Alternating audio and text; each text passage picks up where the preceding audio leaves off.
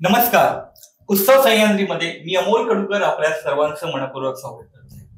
भारत हा विविध परंपरेचा देश आहे, विविध सणांचा, विविध उत्सवांचा देश आहे. या देशामध्ये वेगवेगळ्या प्रकारची सण, वेगवेगळ्या प्रकारचे उत्सव साजरे होतात आणि खऱ्या अर्थानं असा एक प्रेमाचा, स्नेहाचा, बहीण आणि भावाच्या नात्याचा एक सण तो सण म्हणजे रक्षाबंधन, राखी पौर्णिमेचा सण. आणि या निमित्ताने बहीण आपल्या भावाला राखी बांधते आणि आपल्या प्रेमाचं, स्नेहाचं बंधन भावाच्या मनगटावर येते. आणि खऱ्या अर्थानं या नात्यातून बहीण आणि भावाचं प्रेम ही दर्शवण्याची प्रथा या देशामध्ये आहे. तर या रक्षाबंधनच्या निमित्ताने वेगवेगळे कलावंत आपली कलाकौशल्याने घडवलेल्या वेगवेगळ्या राख्या मार्केटमध्ये बाजाराला विकायला आणतात. पण काही असेही कलावंत आहेत की ज्यांना तुम्ही ओळखत नाही, जे दुर्लक्षित आहे. वयोवृद्ध झाल्यानंतर वयाच्या 75व्या वर्षी ज्या आजी आजोबांनी तुमच्यासाठी बनवलेल्या खास राख्या, मायेची सावली या उपक्रमाच्या अंतर्गत आपल्या थरथरत्या हातांनी तुमचे मनगट घट्ट करण्याकरता बनवलेल्या राख्या त्यांनी तयार केलेल्या आहेत. आणि खऱ्या अर्थानं या राख्या तुमच्या प्रेमालाच नव्हे तर त्यांच्या पुढील आयुष्यासाठी बळ देण्याचं कार्य खऱ्या अर्थानं करत आहे. आपण या सगळ्या उपक्रमातून आज बघणार आहोत या आजी आजोबांनी तयार केलेल्या राख्या कशा पद्धतीने तयार केल्या आहे आणि त्या राख्या जर तुमच्या हातावरती चढल्या तर तुमच्या हातातून या आजी आजोबांच्या एक कार्यासाठी उद्धार करण्याचं काम तुमच्यातून होत आहे. असंच या उपक्रमातून आज आपण ते बघणार आहोत.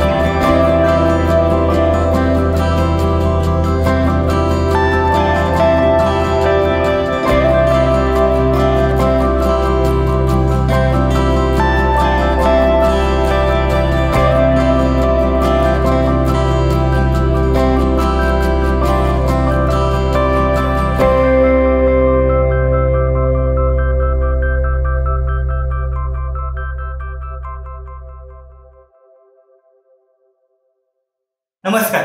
आपल्यासोबत आहे मायेची सावली या उपक्रमाअंतर्गत काम करणाऱ्या मिनल मडावी मॅडम. आपलं खूप खूप स्वागत आहे आमच्या या कार्यक्रमामध्ये. आणि खऱ्या अर्थानं आजी आजोबांसाठी आणि ज्येष्ठ वृद्धांसाठी यांचं हा उपक्रमामध्ये काम करतात आणि खऱ्या अर्थाने त्यांच्या आंतरिक विकासासाठी, बाह्य विकासासाठी उपक्रमातून त्या आजी आजोबांना एक नवीन दिशा, ओळख देण्याचं काम या करता येतात. आणि खऱ्या अर्थानं या वयामध्ये 70 ओलांडल्यानंतर बरेच आजी आजोबा हे एक वेगळ्या वैचारिक दृष्टिकोनातून खचलेले असतात. अशा खचलेल्या आजी आजोबांना एक बळ देण्याचं काम मिनल मॅडम करतात. मिनल मॅडम, मला एक प्रश्न असेल, ही जी संकल्पना तुमच्या डोक्यात आलेली आहे की उपक्रमामधून, उत्सवांमधून आता सध्या राखीचा उत्सव आपण खूप मोठ्याने साजरा करतोय, तर राख्या तयार करायच्या आणि त्याच्यातून एक आउटपुट जनरेट करायचं यांच्यासाठी, तर काय संकल्पना आहे ही तुमची? नमस्कार सर, खूप खूप धन्यवाद मला आमंत्रित केल्याबद्दल. तर आम्ही जे काही काम करतो, मी संस्थेच्या वतीने आज तुमच्यासोबत बोलतीये. बरोबर. तर जनसेवा ग्रामीण विकास व प्रतिष्ठान संस्था जी आहे, ज्येष्ठ नागरिकांसाठी आपल्या चंद्रपूर जिल्ह्यामध्ये 5 तालुक्यांमध्ये निरंतर काम करते आहे. तर त्या अंतर्गत आमचा जो कार्यक्रम आहे, ज्येष्ठ नागरिक सेवा व शुश्रूषा कार्यक्रम, गावोगावी 75 गावांमध्ये आपण हा उपक्रम राबवतो. म्हणजे एकंदरीत 75 गावांमध्ये हा उपक्रम राबवतोय. तर ही संकल्पना जी आहे, तर आपण ज्येष्ठ नागरिकांच्या 3 विशिष्ट मुद्द्यांवर काम करतो. एक तर त्यांचं शारीरिक आरोग्य, त्याच्यासाठी आपलं गव्हर्नमेंट सोबत टायअप आहे. जे जेरॅट्रिक क्लिनिक आपण ग्रासरूट लेवलला PSCs असतात, त्यामधून त्यांच्या शारीरिक आरोग्याची आपण काळजी घेतो. अच्छा, त्यांची आरोग्य तपासणी वगैरे तुम्ही त्या संदर्भात करता. तर त्याचं जे आहे इम्प्लिमेंटेशनचं काम आहे, गव्हर्नमेंटच्या काही गाईडलाईन असतात, तर त्याच्या इम्प्लिमेंटेशनचं काम संस्थेने गेल्या 5-6 वर्षांपासून केलेलं आहे. यासोबतच त्यांचं सामाजिक आरोग्य आहे, मानसिक आरोग्य आहे. या आरोग्यासाठी म्हणून आम्ही गाव लेवलला एक ऍक्टिव्हिटी सेंटर सुरू केलेलं आणि त्याला नाव दिलेलं मायेची सावली उपक्रम केला. अतिशय आणि खऱ्या अर्थानं मायेची सावली हा शब्दच पुरेसा आहे.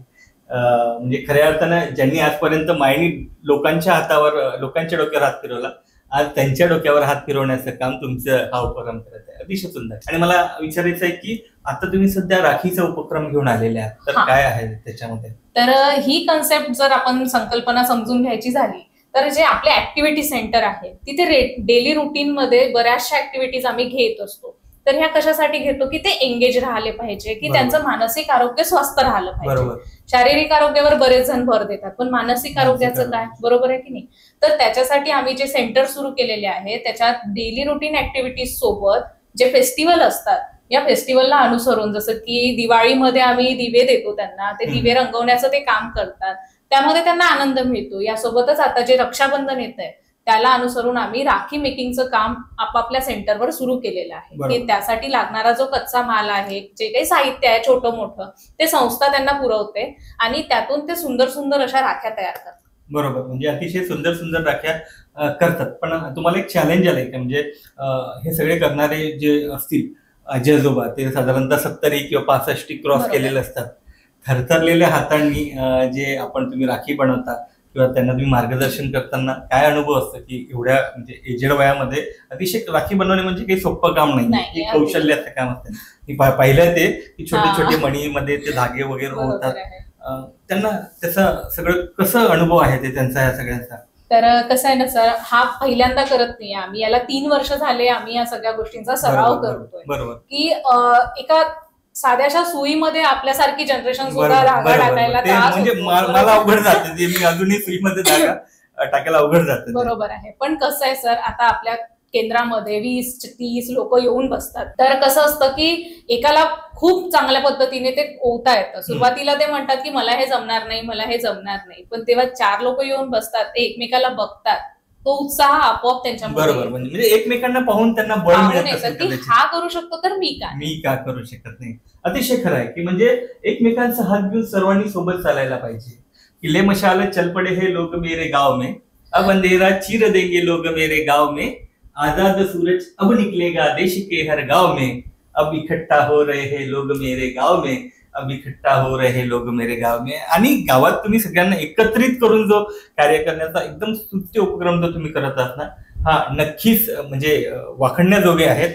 आणि खऱ्या अर्थानं ज्यांच्या याच्यावर खऱ्या अर्थानं म्हणजे मला असं वाटते की 70 क्रॉस झाला का मुलगा हा परत लहान होतो आणि त्याला तेव्हाच मायेची गरज असते. आणि हा मायेचा हात तुम्ही या सगळ्यांवर फिरवता, त्यासाठी तुमच्या या सगळ्या उपक्रमाला खूप खूप शुभेच्छा आहेत.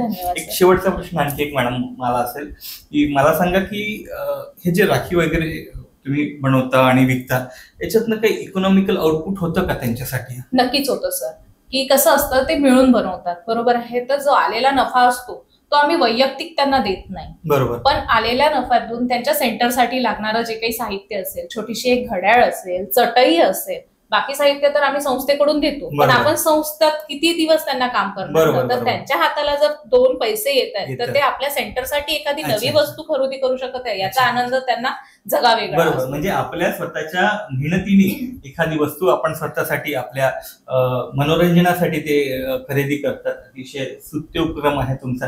आणि मला नक्कीच वाटतं की आमच्या सगळी जनता, जी लोक हा आपला भाग बघत असेल, ही सगळी जनता तुमच्या सोबत राहील आणि त्यांना त्यांच्या म्हणजे आम्ही असं म्हणणार नाही की तुम्ही त्यांना सहकार्य करा किंवा काही करा, पण तुम्हाला जर 1-2-4 राख्या जर त्यांच्या विकत घेता येत असेल तर निश्चितच या सगळ्यांचा फायदा या संस्थेला होईल आणि त्या आजी आजोबांचा आशीर्वाद तुमच्या सगळ्यांना मिळेल. तुमच्या सगळ्यांना आम्हाला आशीर्वादाची गरज आहे. तर चला आपण यांच्या मायेच्या सावलीच्या या संकल्पनेमध्ये आपणही सोबत उभे राहूया. आणि मडाई मॅडम, तुम्ही अतिशय सुंदर चर्चा आमच्या सोबत केली. खूप खूप धन्यवाद. धन्यवाद सर. आपल्यामुळे मला सह्याद्रीचा राखणदार या स्टुडिओमध्ये येण्याची संधी मिळाली आणि आमच्या संस्थेबद्दल थोडक्यात माहिती देता आलं.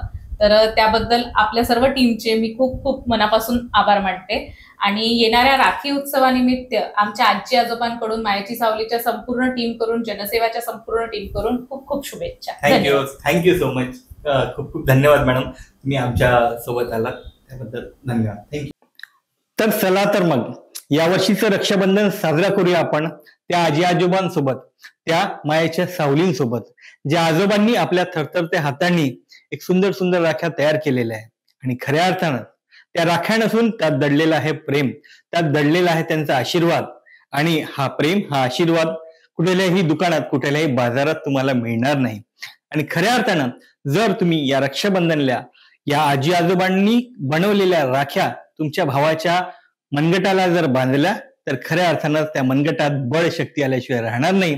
तर चला मग मी तुम्हा सगळ्यांना आवाहन करतो, या मायेच्या सावलीनी बनवलेल्या या सुंदर सुंदर राख्या जर तुम्ही विकत घेतल्या तर खऱ्या अर्थानं त्या सगळ्यांना प्रकाश देण्याचं काम होईल आणि त्यांच्या आयुष्यात एक आशेचं किरण येईल. तर मग सह्याद्रीचा राखणदारच्या वतीने, आमच्या टीमच्या वतीने मी तुम्हा सगळ्यांना आवाहन करतो आहे, यावर्षीचं रक्षाबंधन आपण साजरं करूया मायेच्या सावलीसोबत.